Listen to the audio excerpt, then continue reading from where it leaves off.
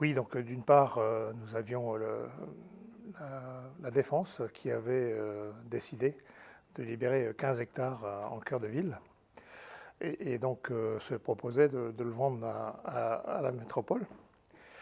Donc c'était une affaire intéressante, puisque 15 hectares en cœur de ville, c'est quand même pas courant. Et puis les objectifs étaient relativement simples, hein, c'était d'en faire un quartier de ville, donc accroché au quartier mythique un petit peu de recouvrance, et d'en faire un espace normal ou ordinaire, c'est-à-dire avec des habitations, du commerce, des loisirs, etc. Avant que les travaux commencent, nous avons fait régulièrement des ouvertures pour d'une part expliquer un petit peu ce que c'était, parce que c'était un espace militaire donc, qui était inconnu des Brestois, et puis pour montrer un petit peu l'espace, et puis commencer aussi à discuter avec les gens. Donc on a fait ça tous les ans, et puis maintenant que c'est livré, enfin une bonne partie est livrée, nous travaillons avec les habitants sur l'espace public, sur le mobilier urbain, plutôt que de faire comme traditionnellement, c'est-à-dire acheter sur catalogue ou demander à un designer de nous faire du mobilier. On a travaillé là avec la population. Donc ils nous livrent actuellement du mobilier en bois et qui va donc habiller l'ensemble de l'espace. Le projet a été reçu de façon assez extraordinaire. C'est-à-dire qu'on n'avait pas prévu d'avoir autant de monde à venir dans un espace qui est quand même un espace qui n'est pas très animé pour l'instant, parce qu'on est au début. Mais en fin de compte, on se rend compte que tous les week-ends, il y a entre 7 000, 10 000, 15 000 personnes qui viennent dans un espace qui commence à marquer le territoire de Brest, et même un peu plus loin que le territoire de Brest, parce qu'on a des visites des collègues de Bretagne et un peu au-delà, qui viennent voir un peu ce nouvel équipement qui devrait jouer un rôle important dans les années qui viennent. C'est des espaces que les gens s'approprient, et en particulier les jeunes. On est surpris par la place que les jeunes prennent dans le dispositif, par soit beaucoup de rollers et de vélos, enfin de petits vélos. On a des très petits qui viennent, parce que c'est un espace sécurisé. Donc pour les parents, c'est formidable, ou les grands-parents. Et puis chacun fait un petit peu son petit spectacle dans son coin, sous forme de danse, de musique. Enfin bon. Donc c'est impressionnant de voir comment les gens se sont appropriés, d'autant plus qu'on a ouvert une médiathèque de 10 000 m² qui donne sur la place publique. Et donc ça fait un flux de gens qui est assez impressionnant, parce qu'on n'avait pas du tout imaginé que ça serait à ce niveau-là. Alors les contraintes du projet, c'était le fait que l'espace soit effectivement un espace très important, hein, plus d'une quinzaine d'hectares. Donc c'est une opération très conséquente et très hors norme finalement par rapport à ce qui est habituel à Brest et pour Brest Métropole. Je pense que c'était aussi le fait que cet espace était très très méconnu. Donc au départ, d'une certaine manière, le projet a pu se heurter à un certain scepticisme parce qu'on ne savait pas ce qu'on allait pouvoir y faire, comment il allait être approprié, comment il allait ou pas modifier les habitudes de circulation. Et puis surtout, c'est un espace qui est très, à la fois dans le centre-ville, tout proche, et en même temps qui est séparé du centre-ville par la Pinfeld, c'est-à-dire le centre-ville de Brest est traversé par un petit fleuve qui s'appelle la Pinfeld. Et il est donc de l'autre côté de la Pinfeld et il n'était pas si facile que ça d'accès. Voilà, donc cette question de l'accessibilité du site a été probablement la principale contrainte de réalisation de cette opération. L'accessibilité était principalement sûrement le grand défi urbain. L'autre, c'était la rénovation d'un bâtiment tout à fait exceptionnel.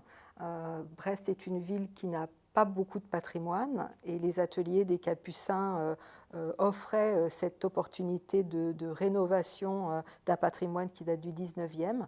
Mais au départ, finalement, on savait assez peu, on avait assez peu de visibilité de ce que pourrait donner ce bâtiment une fois rénové. Il y a eu là un gros travail avec l'architecte, le maître d'œuvre, et puis peut-être aussi le plateau dans son ensemble avec un dénivelé très important. Et puis son occupation ancienne, qui était l'occupation par la marine, qui avait laissé un legs de pollution, à la fois pyrotechnique et industrielle, assez lourd. Alors, le projet de la maîtrise d'œuvre, il est porté par l'équipe de Bruno Fortier, qui est un urbaniste reconnu.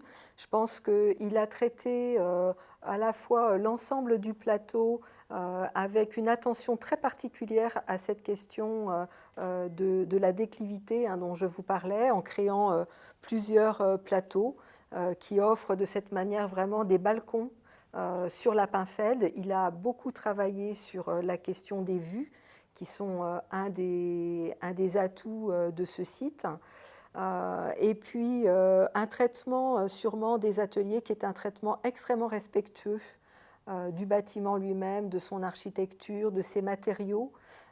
Il s'est vraiment inscrit dans le bâtiment, dans son architecture. Il est resté dans quelque chose, dans une approche très respectueuse de son histoire, et en même temps, en proposant une rue qui traverse le bâtiment et qui donne d'un côté sur la gare du téléphérique et de l'autre sur le plateau, il modifie le sens de l'approche de ce bâtiment.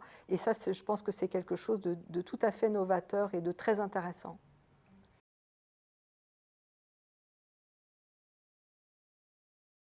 Les particularités du site dans le projet, c'est justement le site.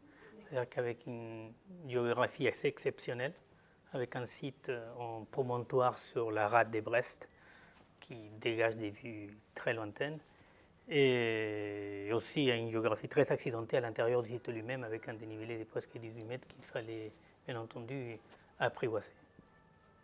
Oui, un des enjeux principaux, ça a été effectivement comment rendre praticable aisément tous ces sites avec un dénivelé si important et avec un bâtiment qui s'est trouvé en contrebas, c'est le bâtiment des ateliers, qui est quand même un bâtiment emblématique de tous les Brestois. Tous les Brestois ont en mémoire ces bâtiments parce qu'il y a toujours un parent, un arrière-parent qui a travaillé dans ces bâtiments-là. Donc ça a été, on va dire, le principal défi sur ces titres-là. Les étapes ont été un peu longues, dans le sens où nous avons travaillé depuis le début, et jusqu'à pas si longtemps que ça, sur une programmation très générale, sans savoir ce qu'il allait y avoir dedans. Donc nous avons dû faire des dizaines de préfigurations pour voir quel programme pouvait être accueilli à l'intérieur de cet immense bâtiment. Ça a duré pendant des années. Donc on a tout essayé jusqu'à arriver à ces bâtiments actuels qui est quand même assez fantastique. Bon, en fait, finalement, la programmation ne s'est jamais arrêtée. La programmation continue. Finalement, la fin a été de dire on va faire un bâtiment vide où on va préparer, innerver tous les réseaux pour que tout programme puisse s'insérer facilement en fonction des évolutions, on va dire, y compris dans le temps. Donc effectivement, pour l'instant, le seul bâtiment qui est arrivé, c'est la médiathèque. Et le téléphérique, qui est un objet magique qui est arrivé à l'intérieur, c'est super. Et actuellement, il y a d'autres programmes en développement. Mais tout ça, ça bouge encore. Il y a encore des appels d'offres pour savoir qu'est-ce qui va être mis dedans. Donc tout ça, finalement, c'est resté un programme ouvert. Et donc on a travaillé sur la coque, sur l'enveloppe. Le bilan, c'est avoir réussi à conserver l'esprit industriel du site. Ça, je pense que ça a été la réussite. Finalement, ces bâtiments, on n'a pas trahi la mémoire du lieu et qui permet des adaptations multiples et variées. Ça, c'est, je pense, le plus beau défi pour le moment, puisque le quartier est encore en train de se construire, mais d'une façon plus traditionnelle, parce que c'est du logement et des bureaux. Nous avons conservé cet esprit industriel parce qu'on a pu conserver certains éléments patrimoniaux du bâtiment lui-même qu'on a restaurés notamment les poteaux qui tiennent les structures, et parce qu'on a pu travailler avec intelligence avec le S10 de Brest, qui nous a permis de pouvoir travailler avec cette structure en la laissant dans l'état et en appliquant un sort de programme de sécurité un peu singulier. C'est ça qui a permis finalement de pouvoir le préserver.